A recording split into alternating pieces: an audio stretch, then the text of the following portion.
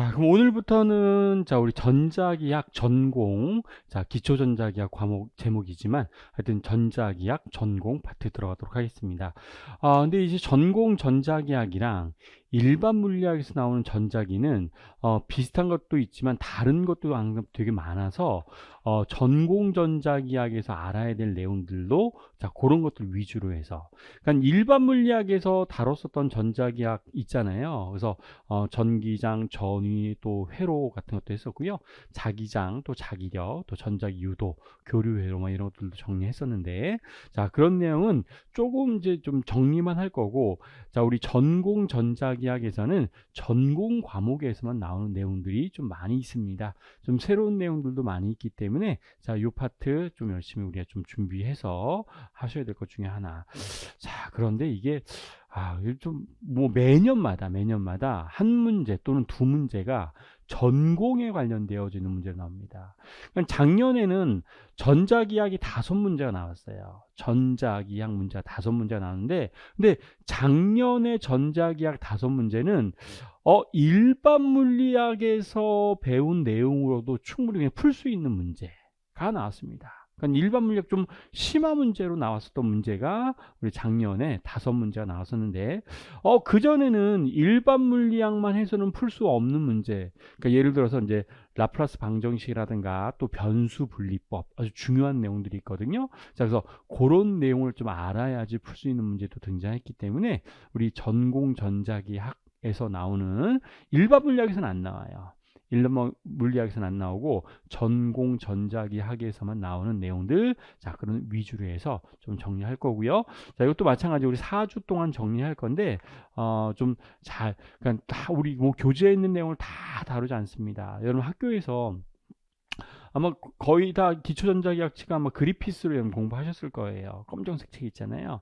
근데 그 내용들 다 다루지 않고 그 중에서 시험에서 주로 나오는 내용. 그러니까 시험에서는 여러분들 뭐 이상한 것들, 이제 지엽적인 것들은 나오진 않고 기본적으로 알아야 될 것들 위주로 해서 중요한 내용들이 나오기 때문에 어떤 내용들이 나오게 되는지 한번 전체적으로 한번 살펴보고요. 그 다음에 세부적으로 좀 들어가도록 할 텐데, 근데 이 기초전자기학은 우리 일반 역학에서도 마찬가지지만 좀 수학을 조금은 하셔야 돼요. 어쩔 수 없습니다. 그러니까 또 일반 역학보다 오히려, 그러니까 라그랑지 안에서 배웠었던 우리 운동 방정식 뭐 이런 것들은 기본적인 미분에 해당되는 것들이 있었잖아요. 그런데 전자기학은 수학 중에서도 좀 적분과 미분이 좀 많이 나와요. 그래서 면적분, 선적분, 부피적분 이런 것들이 좀 많이 등장하기 때문에 수학적인 내용은 조금 그래도 우리가 알고 가야 됩니다. 라고 하는 것들은 잘 좀 염두에 두시면서 공부해 주시면 좋을 것 같습니다.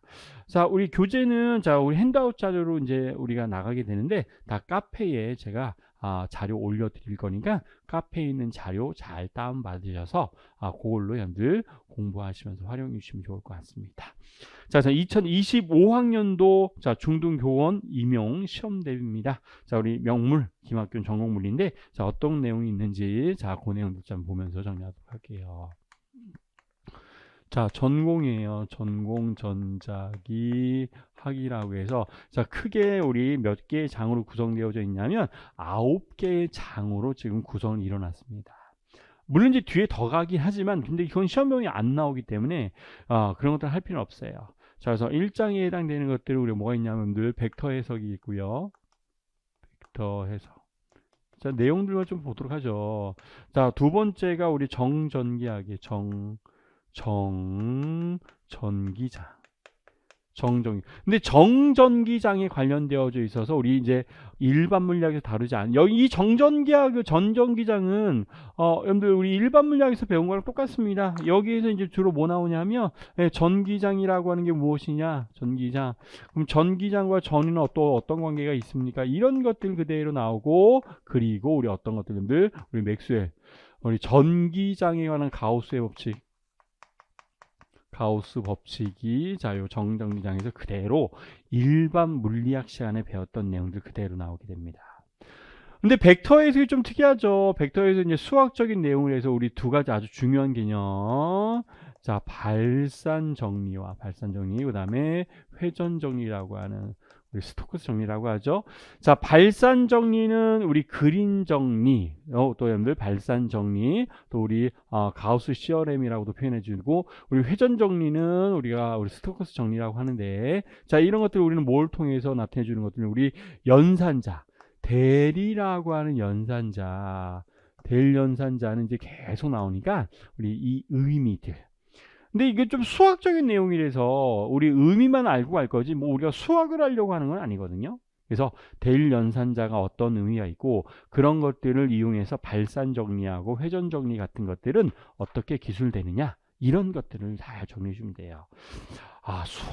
수학 너무 매몰되지 마세요. 자, 수학 필요하면 문제에서 다 주어집니다.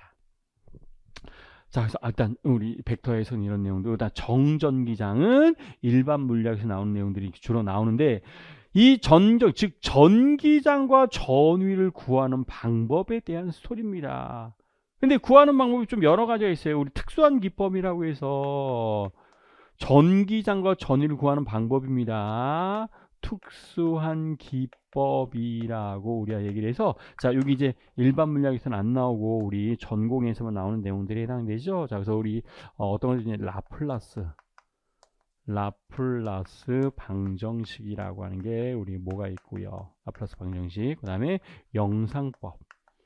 영상법이라고 하는 것들, 또 그 다음에 우리 변수분리법 같은 것들을 이용해서 전기장과 전위를 도대체 어떻게 구하느냐. 근데 좀 먼저 좀 얘기하자면 우리 전기장을 알면 전위할 수 있고 전위 알면 전기장을 알 수 있는데 뭐를 먼저 구하는 게 좀 수월했었냐면 스칼라에 해당되는 스칼라 전위를 먼저 구하는 게 편리했었죠. 그래서 전위를 구한 다음에 그걸 가지고 뭘 구할 수도 있냐면 전기장을 구할 수도 있습니다. 또는 반대로 전기장을 구한 다음에 전위를 구할 수도 있어요. 자, 그거는 자, 문제에서 어떤 정보가 주어졌느냐에 따라서 달라집니다. 자, 근데 하여튼 전기장과 전위와의 관계를 우리가 알아내는 건데 전위나 전기장을 구하기 위해서는 자, 이런 특수한 방법, 라플라스 방정식, 영상법, 변수분리법 이런 것들을 이용해서 우리가 알아내는구나 라는 것도 보셔야 돼요. 다 기출됐었던 내용들에 해당됩니다. 그래서 정전기장이라고 하는, 자, 그리고 또 마찬가지 일반 물리학에서는 없었어요. 일반 물리학이 없어서 여러분들 우리 전공에서만 나오는 자, 물질 속이에요. 물질 속의 정전기장이라고 해서 여러분 정전기장은 말 그대로 정전기장, 뭐가 정지에 있어요. 전하들이 정지해 있습니다. 정지한 전하들이 만드는 전기장, 전위 이런 것들 지금 얘기하죠. 그래서 근데 만약 전하가 움직이면 그건 전기역학이라고 합니다. 전하가 움직이지 않아요. 아직까지는 그냥 정지한 전하가 만드는 전기장인데 물질 속에서의 정전기장이라고 해서 여러분들 뭘 구하는 거 우리 유전체 내부에서의 뭘 만드는 것들, 자, 전기장을 구하는 것, 이거를 우리가 물질 속에서의 정전기장이라고 합니다. 근데 여기서 너무 중요한 개념이 이제 등장하죠. 일반 물리학에서는 안 나오는 우리 모든 유전체들은 뭘로 이루어져 있어요? 모든 유전체들은 우리 대전체를 가까이 가져오면 여러분들 우리 유전 분극 현상이 일어나죠. 그 유전 분극이 일어나는 그 원자 내에서 플러스하고 마이너스가 여러분들 형성되는 자, 이런 것들 우리 뭐라고 했었냐면 자기 쌍극자 모멘트라고 했습니다.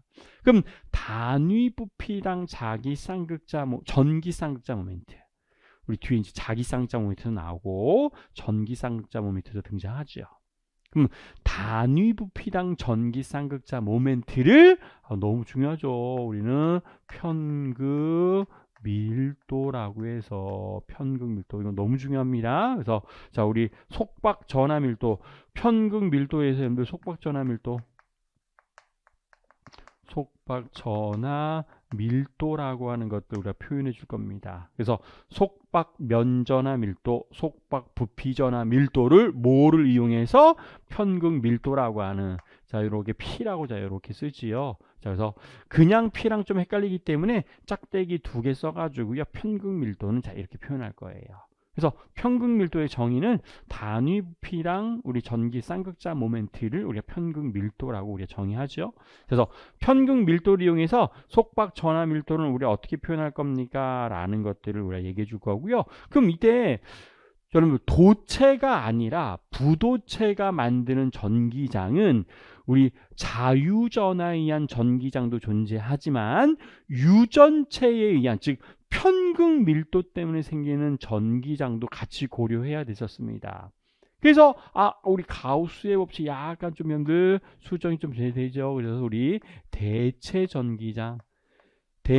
전기장이라고 하는 걸 이용해서 유전체에 의한 전기장, 그러니까 편극이 되어져 있는 유전체에 의한 전기장도 같이 고려해 줄 거다 이런 뜻입니다.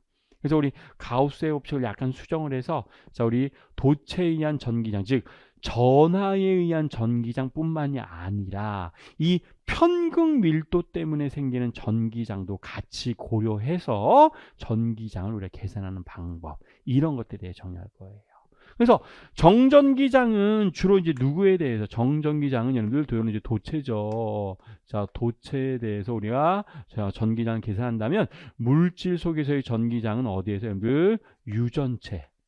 유전체 내부하고 외부에서의 전기장을 계산하는 방법을 라플라스 방정식, 변수 분리법 이런 것들을 이용해서 우리가 계산해 줄 거다 이런 뜻입니다.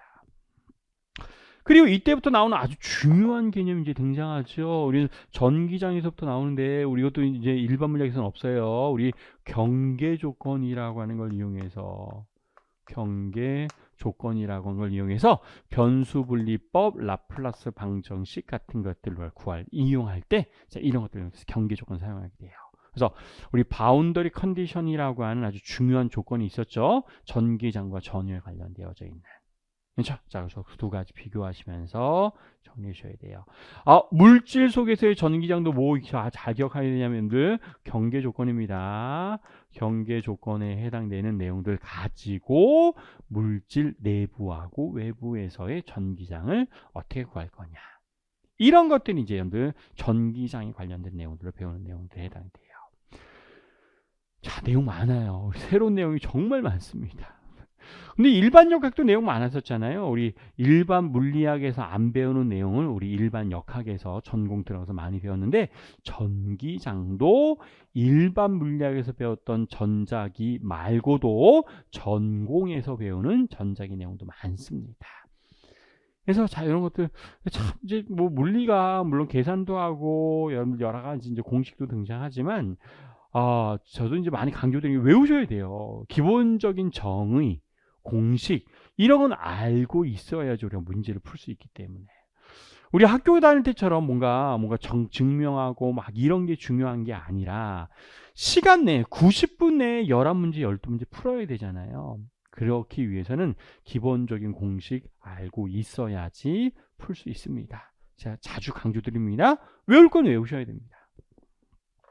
자, 그래서 전기장과 전위에 관련된 내용이 끝나면 5번째 우리 정자기학이라고 해서 정전기학, 정자기장, 여기서 정자기장이라고 표현했는데 하여튼 정자기학이에요. 정자기학. 그래서 자, 도선의 전류. 근데 여러분 우리 정자기학의 기본적인 원리는, 여러분들 자기장이라고 하는 거는 정자기장이라고 얘기할 수도 있고 뭐 학이라고 얘기할 수도 있는데, 여러분들 자기장이라고 하는 거는 결국 누구 때문에 생기는 거였었냐면 우리 전류였어요. 또는 다르게 얘기하면 전하가 움직이면 그 주변에 자기장이 만들어졌습니다. 또 있죠. 우리 전류나 전하가 움직이는 것뿐만이 아니라 전기장의 변화도 자기장을 만들어냈었습니다. 그렇죠? 그게 우리는 무슨 법칙에 해당됐었어요? 우리 앙페르의 법칙은 여러분들 우리 수정에 있었던 내용들이 다 포함되어져 있는데, 그래서 정자기장을 구하기 위해서는 기본적으로 우리 전하가 움직일 때 생기는 자 로렌츠 힘이라고 하는 자 이 내용이 일단 원조죠. 로렌츠 힘, 우리 자기력이에요. 자기력.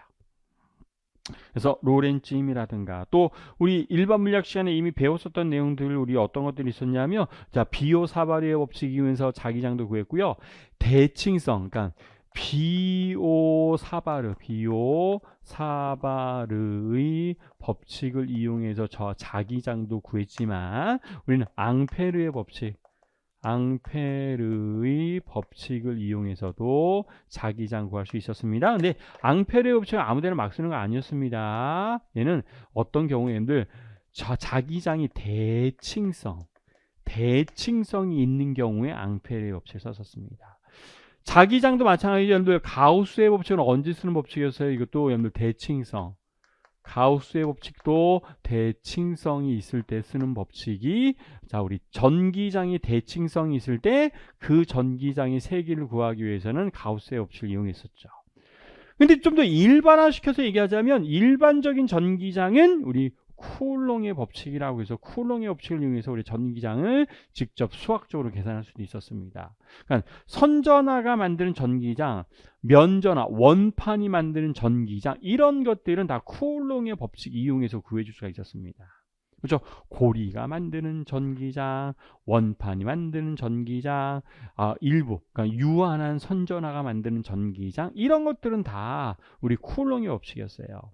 그럼 자기장도 마찬가지. 자기장도 대칭성이 있는 경우에는 앙페르의 법칙을 썼지만 좀 더 일반적인 경우에는 비오 사바르의 법칙을 이용해서 우리 자기장에서의 비오 사바르의 법칙은 전기장에서의 쿠울롱의 법칙의 위상을 갖는. 그렇죠? 그래서 자 우리 쿠울롱의 법칙은 비오 사바르의 법칙이랑 대칭성이 있고요. 또 우리 전기장에 관한 가우스의 법칙은 우리 앙페르의 법칙과 우리 대칭성을 갖는 자 이런 특징을 가지고 있었습니다. 그래서 이런 것들 이제 다 했어요. 일반 물리학 시간에 비오 사바르의 법칙, 앙페르의 법칙 두 개 다 이미 정했습니다. 그런데 이제 좀 새롭게 나오는 게 우리 전기장 때문에 뭐가 만들어져요? 전기장 때문에 전위라고 하는 물리량이 만들어지죠. 그러니까 중력이 있으면 중력장이 있으면 중력 포텐셜 에너지가 형성되듯이 공간에 전기장이 형성되어져 있으면 전위라고 하는 또는 전위차라고 하는 물리량이 등장합니다. 그런데 자기장도 마찬가지예요. 공간에 자기장이 형성되어져 있으면 우리는 자기 벡터 전위라고 하는 좀 이름이 좀 생소합니다. 자기 벡터 전위라고 하는 자 이런 물리량이 우리가 등장했었습니다. 자 그래서 자 이제 여러분들 다 전공 시간에 배웠었지만 하여튼 기억이 가물가물하죠. 자 다시 이런 개념이에요.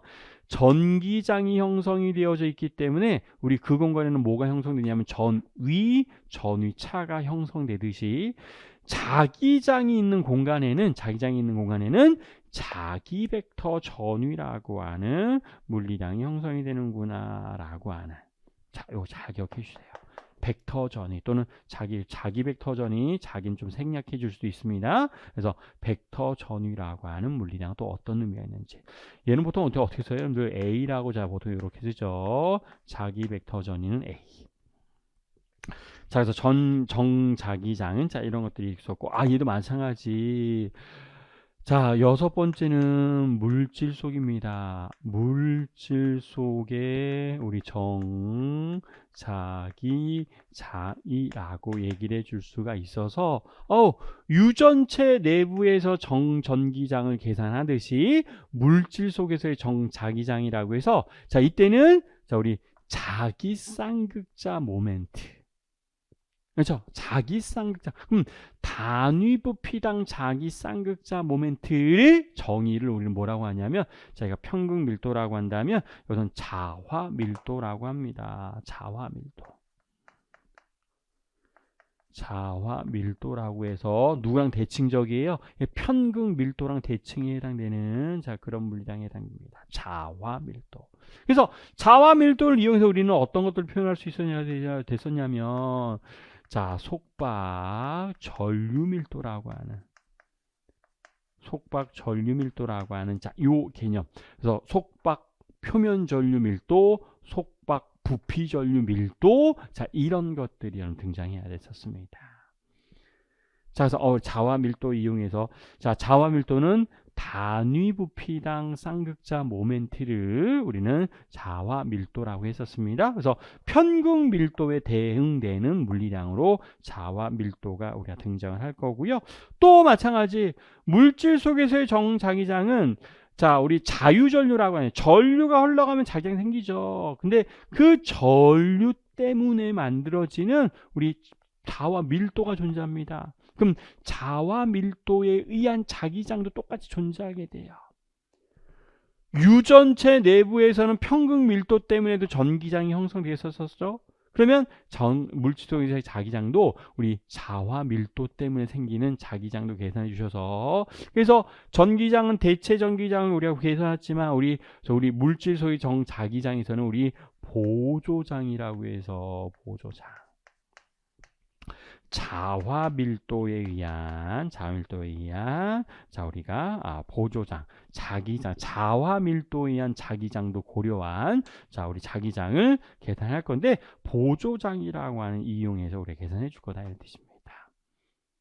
그래서 뭐 전체 다 얘기할 수 없지만 이건 이렇게 대칭적인 내용들이 포함이 되어져 있습니다 라는 것들 기억해 주셔야 될 것 중에 하나에 해당되고, 자 7장은 우리 전기역학이에요. 전기역학이라고 해서 우리 대표적인 게 우리 무엇을 얘기하는 거냐면 우리 유도기전력에 관련되어져 있는,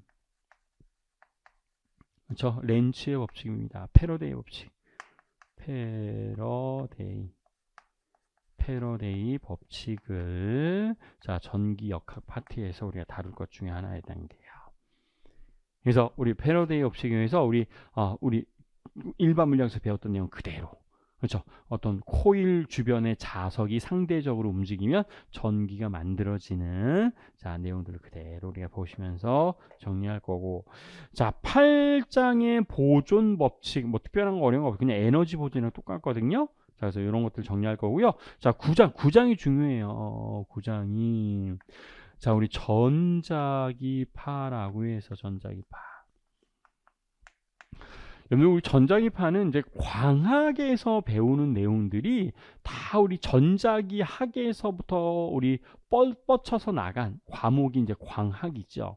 그러니까 파동이나 광학이라고 하는 과목 자체가 우리 전자기에서부터 출발했다라고 생각하시면 돼요. 그 중에서도 특히 이제 광학은 빛에 관련된 여러 가지 이론인데, 파동광학, 그 다음에 여러분들 우리 또 기하광학, 이런 것들은 다 우리 전자기파와 관련되어져 있는 내용들에 해당됩니다. 그래서 여러분들 많이 들어보셨던 편광이라든가 또는 여러분들 굴절의 법칙이라든가 또 여러분들 굴절에 관련되어져 있는 뭐 전반사, 분산, 이런 것들 다 해결될 거고 여기서 등장하고, 그 다음에 우리 복사압이라고 하는 복사압, 그 다음에 우리 뭔가 이제 운동량 충격, 포인팅, 너무 중요해요. 여러분들 포인팅 벡터라고 하는, 근데 이런 것들도 우리 일반 물리학에 있었습니다. 자 그리고 또 우리 운동량, 이런 것들을 조금 더 우리 전자기, 자 빛은 자 우리 무엇과 무엇으로 이루어진 거였어요? 전기장과 자기장으로 이루어져 있었는데, 그때 편광을 우리는 어떻게 표현할 거냐? 자 굴절의 법칙을 전자기파로 표현할 때는 어떤 수학적인 방법이 있느냐? 자 경계 조건 이용해서 매질이 달라질 때는 어떤 일이 벌어질 건지, 이런 것들에 대해서 우리 정리할 거다 이 뜻이에요. 그 다음에 빛도 뭔가 압력을 가하게 되는데, 자 빛이 내는 압력, 복사압이라고 해서, 자 복사압, 포인팅 벡터, 이런 것들은 다 일반 물리학 시간에 정리한 적이 좀 있었습니다. 그렇죠? 그 다음에 운동량 같은 것들은 또 어떻게 표현할 거냐, 자 이런 내용들이 자 우리 한 달 동안 4주 동안에 우리가 정리할 내용들에 해당되는구나 라고 보시면 돼요. 그래서 일반 물리학 시간에 했었던 내용들은 많이 다루지는 않을 거예요. 일반 물리학 시간에 배웠던 것들은 자 간단하게 정리할 거고요. 전공에서 나오는 주된 내용들만 잘 추려서 정리할 거다라고 보시면 되겠습니다.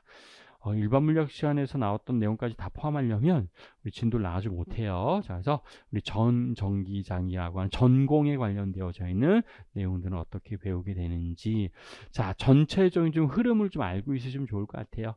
정전기장, 정자기장, 그 다음에 전기역학과 전자기파를 배우는데, 이런 내용들이 주로 등장하고 나오게 되는구나 라는 것들로 이제 비교해서 정리해 주시면 되겠습니다.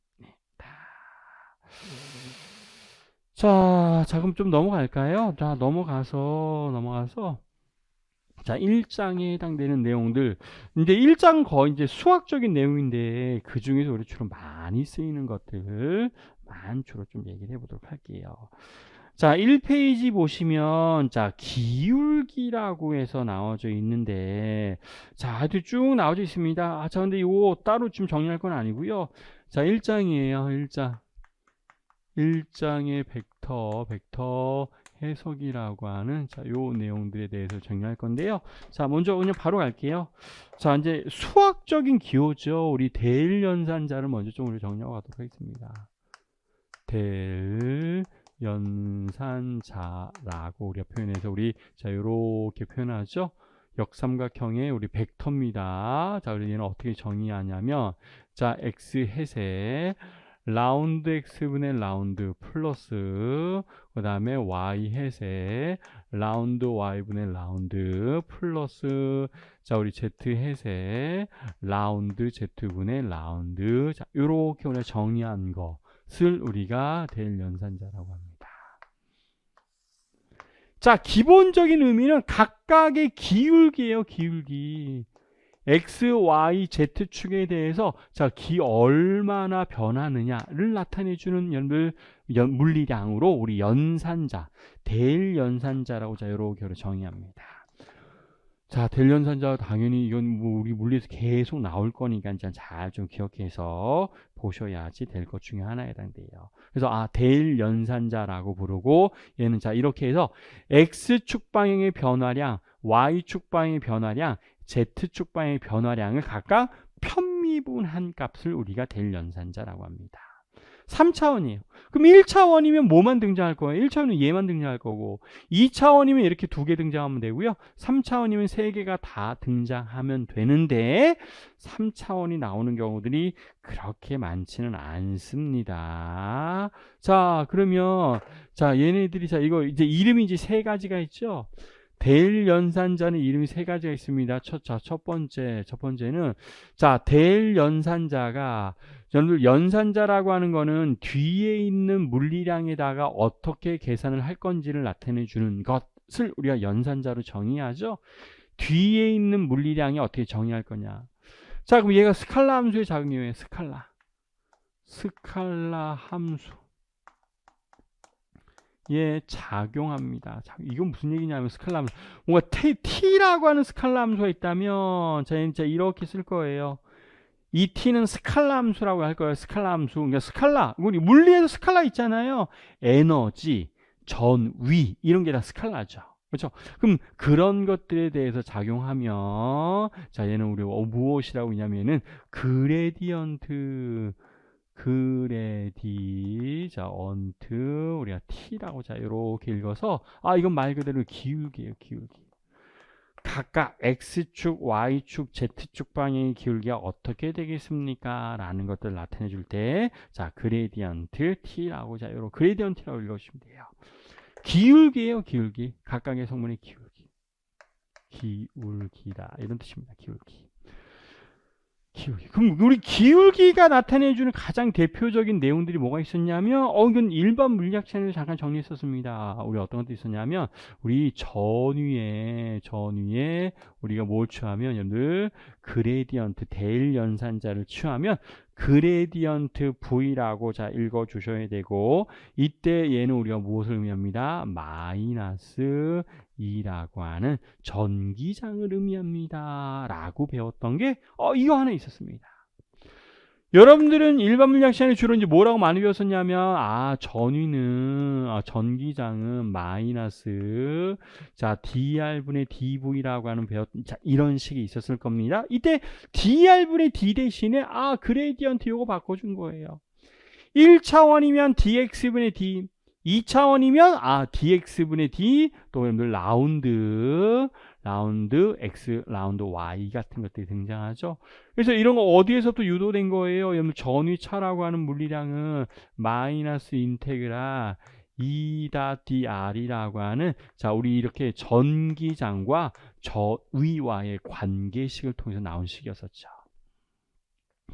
자, 그래서 우리 대일연산자가 스칼라 함수에 작용하면 이건 그레디언트라고 읽어야 되고, 우리가 알고 있는 대표적인 그레디언트 V는 전기장의 마이너스 값을 취해준 값이 나오는구나 라고 하는, 자, 이런 의미가 있었습니다. 자, 그래서 그래, 스칼라 함수에 작용했을 때의 의미를 기억해 주시면 좋을 것 같고, 자, 그다음 우리 벡터 함수에 작용합니다. 벡터 함수. 함수라고 표현했지만 그냥 벡터에 작용한다 이런 뜻입니다. 자, 벡터에 우리 작용하는 벡터 함수예요. 근데 내적으로 작용해요. 벡터 함수에 내적으로 작용합니다. 이렇게 쓸 거예요. 자, 이렇게 대일연산 쓰고 늘 V라고 하는 뭔가 벡터 함수가 있다면 얘는 우리가 뭐라고 읽냐면들, 자, 다이버전스라고 이렇게 읽을 거예요. 다이버전스 V입니다 라고 하는, 자, 요렇게 우리가 표현할 겁니다. 자, 다이버전스는 그럼 도대체 뭐냐? 다이버전스는 이건 발산이라고 해요. 발산. 좀 이따 정리할 건데, 얼마만큼 퍼져나가느냐? 발산. 예. 다이버전스는 발산의 의미가 있는 것이고, 얼마만큼 퍼져나가는지를 나타내주는 물리량을 가지고 있습니다. 자, 대표적인 우리가 기본적인 일반 물리학 시험에서 배웠던 내용이 우리 이런 거였습니다. 자, 요렇게 하고, 자, 요거는 여러분 우리 뭐라고 읽어야 돼요? 여러분들 다이버전스 2라고 읽으셔야 돼요. 대일연산자의 벡터 함수에 내적으로 작용하면 다이버전스 2라고 해서, 이게 우리가 가우스의 법칙이었었네요. 입실론 제로분의 뭐였었냐? 우리 로우라고 하는 이런 식. 자, 이건 기본적으로 다 이해하고 기억해야 되는 식입니다. 또 여러분들, 우리 다이버전스 B라고 하면 이거는 무조건 답이 여러분들 0이었어요. 그러니까 발산하는 자기장은 존재하지 않습니다. 이런 의미였습니다. 발산하는 자기장은 존재하지 않습니다. 발산하는 전기장은 로우라고 하는 부피전화 밀도, 뭔가 전하가 있으면 발산하는 전기장이 생깁니다. 퍼져나가는 물리량이 생기더라 이런 뜻입니다. 근데 자기장은 퍼져나가는 물리량 존재하지 않아요. 우리 자기장은 회전형 자기장만 존재하죠. 회전형 자기장. 하여튼 뭐 이런, 그래서 벡터 함수에 내적으로 작용하면 다이버전스라고 읽게 되고, 자, 세 번째는, 자, 벡터 함수에 우리 외적으로 작용합니다. 벡터 함수에 이게 무슨 얘기냐면, 대일연산자가 우리 크로스예요, 크로스. 자, 우리 대일연산자가 어떤 벡터에 외적으로 작용할 수 있습니다. 자, 그럼 이때 읽을 때 뭐라고 읽어야 되느냐? 얘는 컬이라고 읽어요, 컬. 자, 컬 V입니다. 이렇게 읽으셔야 되는데, 컬이라고 하는 건 우리가 무슨 의미가 있는 거냐면, 얘는 우리 회전이에요, 회전. 어떻게, 얼마만큼 회전하느냐? 이걸 우리는 컬이라고 하는 표현에서 나타내줍니다. 그러니까 이름이 달라요. 대일연산자는 각각의 작용할 때, 어떤 함수에 작용할 때는 스칼라에 작용하느냐, 벡터의 내적 또는 외적으로 작용하느냐에 따라서 이름이 다 다릅니다 라고 하는 내용들을 기억하셔야 돼요. 그래서 얘는 무슨 의미가 있는 거냐면, 어떤 벡터량에 대해서, 벡터 있죠? 뭔가 벡터에 대해서 얼마만큼 회전하고 있느냐를 우리가 구하는 방법을 얘기합니다.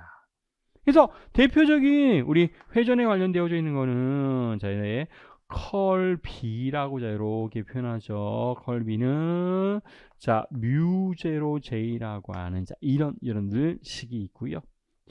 또 하나, 이것도 있습니다. 자, 우리 컬 E는 얼마입니다 라고, 얘는 우리 0입니다 라고 얘기해 줄 수가 있어서, 이거였네요. 자, 회전형 자기장. 자기장의 회전형 자기장은 누가 만드는구나? 우리 전류 밀도가 만듭니다. 라고 하는 게, 자, 이게 우리는 회전형 자기장을 만들었습니다. 그러니까 전류가 흘러가면 그 주변에 우리 회전형 자기장 만들어지잖아요. 그죠? 똑같아. 앙페르의 법칙을 우리가 미분 형태로 표현해 준 거다라고 보시면 돼요. 자, 위에 있는 거 뭐예요? 이거 전기장에 관한 가우스의 법칙이죠. 가우스 법칙의 미분 형태라고 한다면 밑에 있는 식은 무슨 이건 앙페르의 법칙이었습니다. 앙페르의 법칙이라고 해서 회전형 자기장은 전류가 만듭니다.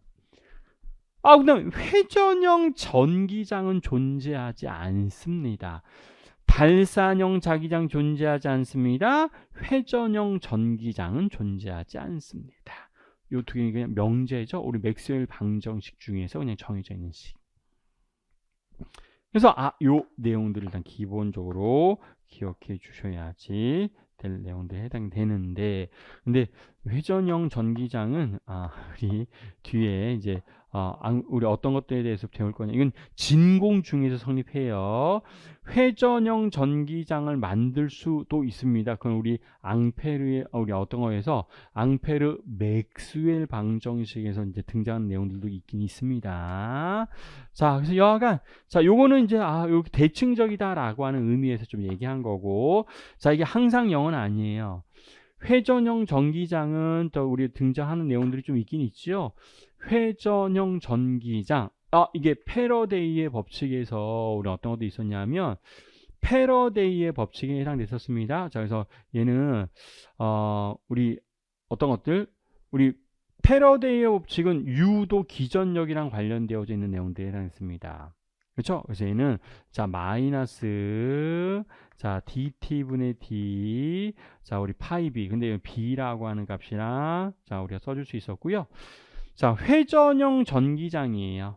회전형 전기장에서 나타내주는 자식들 자 이렇게 있어서 자기장의 변화가 뭘 만듭니다?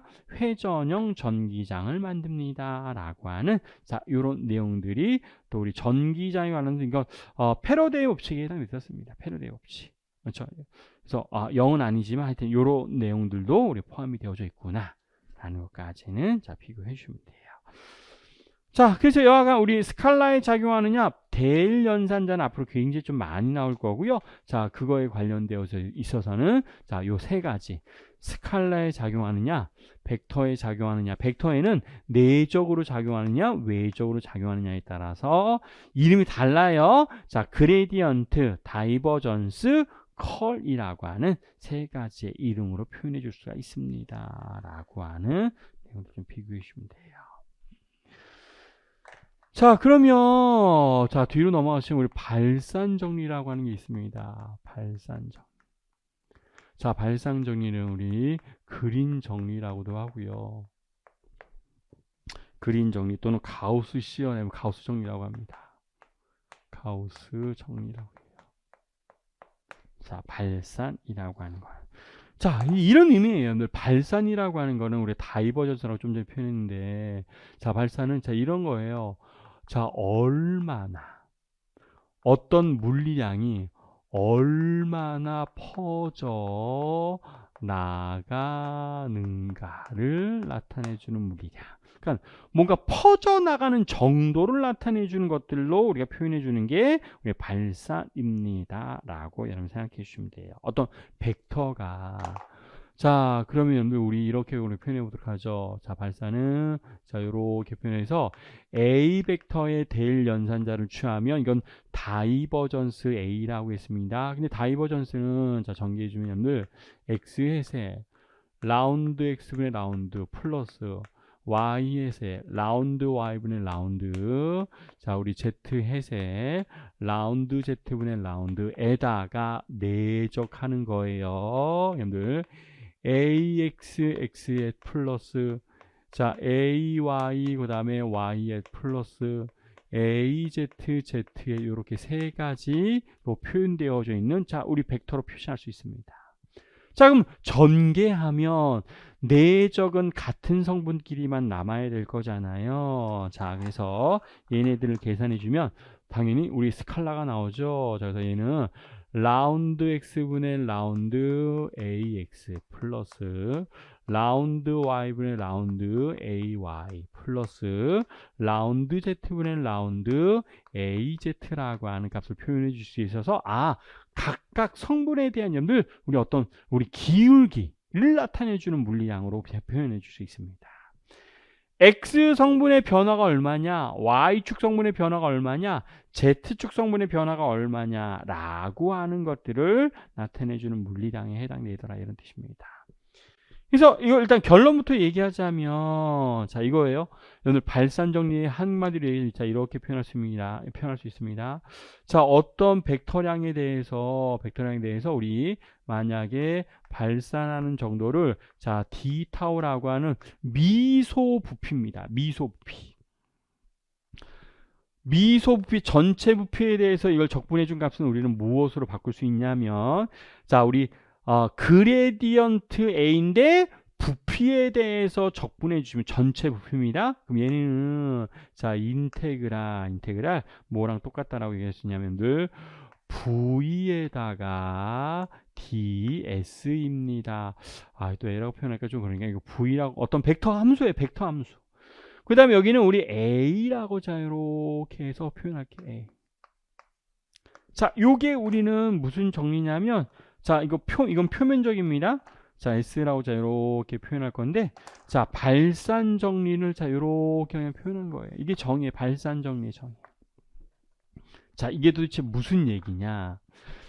자 미소부피에 대해서 발산하는 정도를 다 계산해서 전체 부피에 대해서 계산해 주시면 결국에는 표면에 대해서 우리는 어떤 적분하는 거 똑같냐면 면적분한 값이랑 계산하는 거 똑같습니다. 라고 하는 자 이런 의미를 가지고 있어요. 이게 도대체 무슨 얘기냐면 여러분들 자 어떤 부피가 있어요. 이거 부피예요. 자 부피라고 할 겁니다. 폐 부피 곡면에 해당됩니다. 부피. 근데 여기 아주 작은 미소부피가 자 이렇게 들어가 있어요. 자 이걸 d타우라고 할 거예요. 자 여기도 당연히 d타우 존재할 수 있죠. 자 미소부피 이런 것들이 존재할 겁니다. 근데 이런 부피에서 뭔가 막 나가요. 얘도 나가고 이렇게 나가는 정도 앞뒤로도 다 존재할 수 있죠. 자 얘도 나가고 이렇게 나가고 상하 좌우 앞뒤로도 지금 뭔가 다 퍼져나가는 어떤 벡터량이 있다라고 한번 가정을 해보도록 합시다. 그럼 그거를 다 더해주면 이 d타우라고 하는 미소부피에 대해서 퍼져나가는 어떤 벡터량들을 다 여러분들 발산되는 정도를 전체 부피에 대해서 계산해주면 결국 반대 성분끼리는 다 상쇄가 될 거잖아요. 반대 성분끼리는 상쇄되고 결국 남는 거는 맨 바깥쪽에서 이렇게 나가는 맨 바깥으로 이렇게 나가는 물리량만 우리가 얘기를 해줄 수 있을 거죠. 자, 요때 요 아주 작은 부피가 있을 겁니다.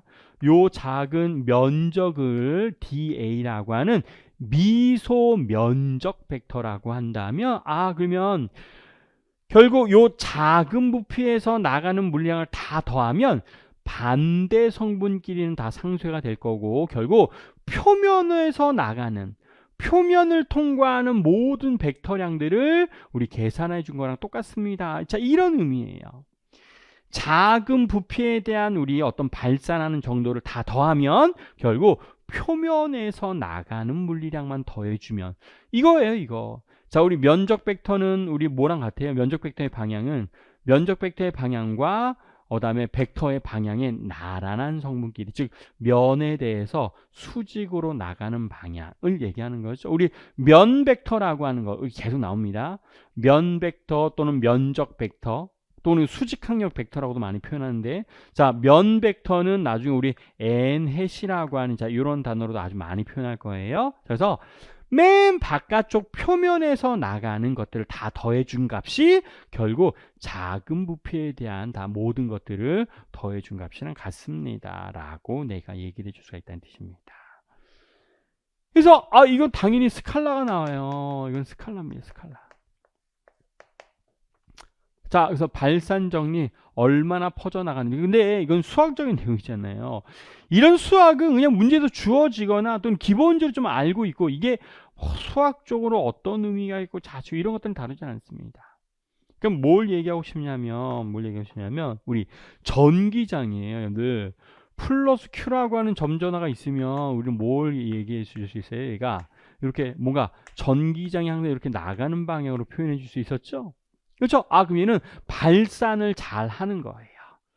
발산을 잘 합니다. 라고 얘기할 수 있습니다. 그렇죠? 이건 발산을 많이 합니다. 또는 발산이 양인 경우, 발산이 크다 이렇게 표현합니다. 발산이 크다. 또 플러스 양이 점점 여러분들 커지게 되는 경우가 있으면 하여튼 뭐 발산이 크다 이렇게 표현할 수 있습니다. 자, 그런데 전류가 만약에 흘러가고 있으면 이 주변에는 자기장이 어떻게 생기게 돼요? 자, 이렇게 해서 이런 방향으로 자기장이 형성이 되잖아요. 그럼 얘는 발산하는 게 존재하지 않죠? 발산이 얘는 없는 거예요. 뭔가 계속 회전만 하고 있으니까 이런 경우는 우리가 발산하지는 않습니다. 그래서 우리 전기장에서는 발산이 많이 등장하지만 자기장에서는 발산 없습니다. 그래서 우리 좀 전에 했던 것처럼 자기장의 발산은 없습니다 라고 하는 내용이 이런 내용 때문이에요.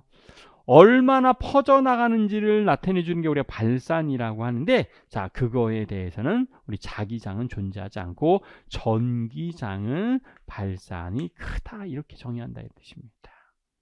그렇죠? 자, 그래서 밑에 자 A의 그림, 그 다음에 C의 그림 이런 것들은 발산하는 정도. 근데 B의 그림은 이건 발산하지 않습니다. 이런 것도 뭔가 일정하잖아요. 이런 것들이 자 이렇게 존재하면 저희도 발산은 없어요. 발산이 없어요. 뭐 시험 문제에서 근데 나오지는 않습니다. 이걸 뭐 물어보기에는 좀 그러니까 우리 느낌으로 전기장 같은 것들이 뭔가 퍼져나가기 때문에 자 이게 발산이 크다. 근데 자기장이라든가 이런 것들은 발산하는 정도는 없습니다라고 하는 자 내용으로 정리해 주시면 돼요.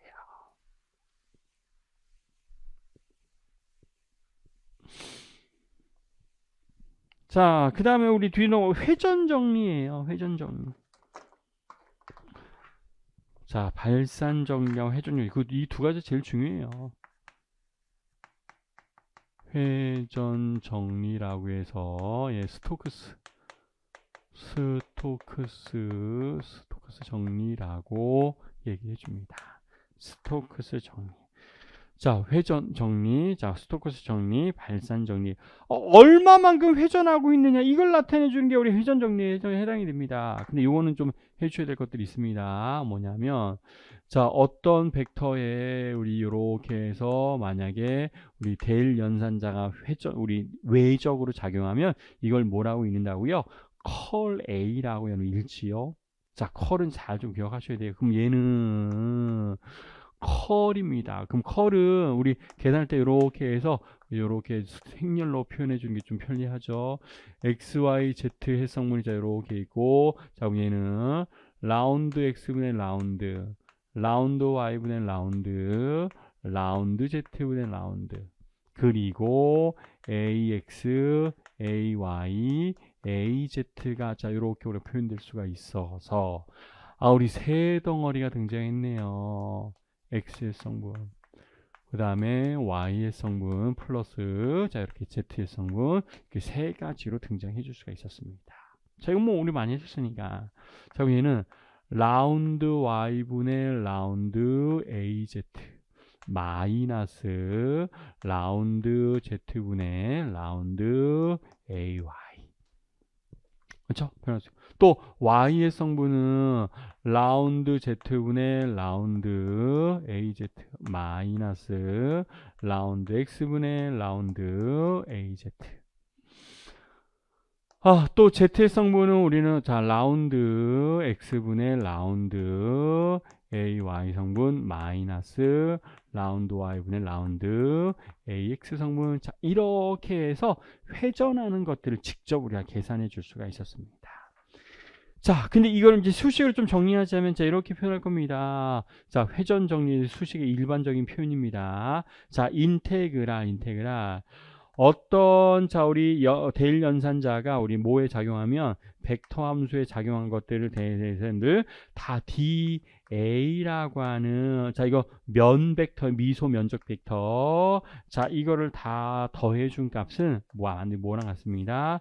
인테그랄 자 이건 패 곡선에 대한 적분이다 경로이다 이런 뜻입니다. 패스예요.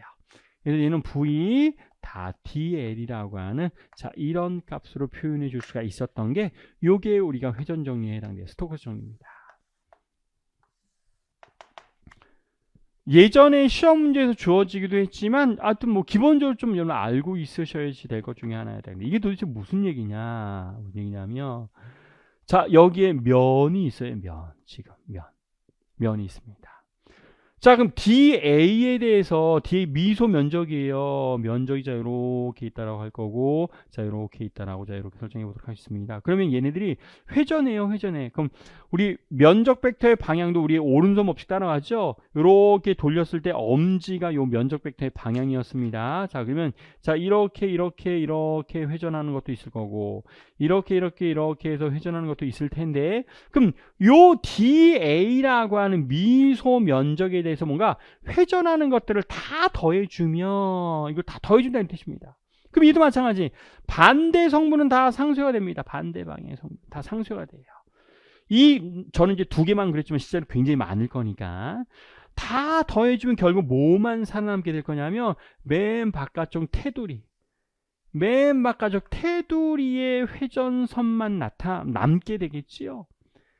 그렇죠. 반대 방향은 다 상쇄되고 바깥쪽에 해당되는 자 요 아주 작은 거 요 작은 걸 DL이라고 한다면 자 그 표면에 대한 면의 바깥쪽 부분에 대한 여러분들 경로를 다 적분한 거랑 같습니다 라고 하는 자 이런 것들을 표현해 줄 수 있어서 얘는 당연히 벡터예요. 벡터라고 표현하고 나타낼 수 있는 내용들에 해당되겠습니다. 그래서 자 우리 따름이라고 지금 나와져 있는데 그러니까 뭔가 소용돌이 같은 거다. 근데 소용돌이를 다 더하면 맨 바깥쪽 것만 살아남습니다. 이런 의미예요. 그래서 자 면 S에서 소용돌이는 S의 테두리 P를 따라 흐름을 적분한 값이랑 똑같습니다 라는 것들로 얘기해 줄 수 있을 거고요. 자 따름이라고 해서 1과 2가 있는데 그냥 참고해서 보시면 돼요. 자 A의 그림이 회전을 잘하고 회전이 큰 거고요. 그 다음에 B의 그림은 회전이 거의 없습니다. 회전이 없다라고 내가 얘기해 줄 수 있다는 뜻입니다. 거의 없는 경우에 해당돼요. 자, 근데 이건 참고만 해주시면 좋을 것 같고, 그래서 벡터에 해당되는 물리량으로 비교해서 우리가 정리해 줄 수가 있습니다 라는 것들만 정리해 주시면 돼요. 자, 그래서 발산 정리, 회전 정리 두 가지에 대한 여러분들 기본적인 계산하는 방법 등에 대해서는 자, 좀 알고 있으셔야지 될 것 중에 하나에 해당돼요. 자, 그래서 일단 발산 정리하고 회전 정리까지만 하고요. 잠시 뒤에 좀 정리할 것들이 좀 있습니다. 잠시 후에 뒷부분 수학적인 내용인데 그래도 한번 정리하고 가도록 하겠습니다. 네.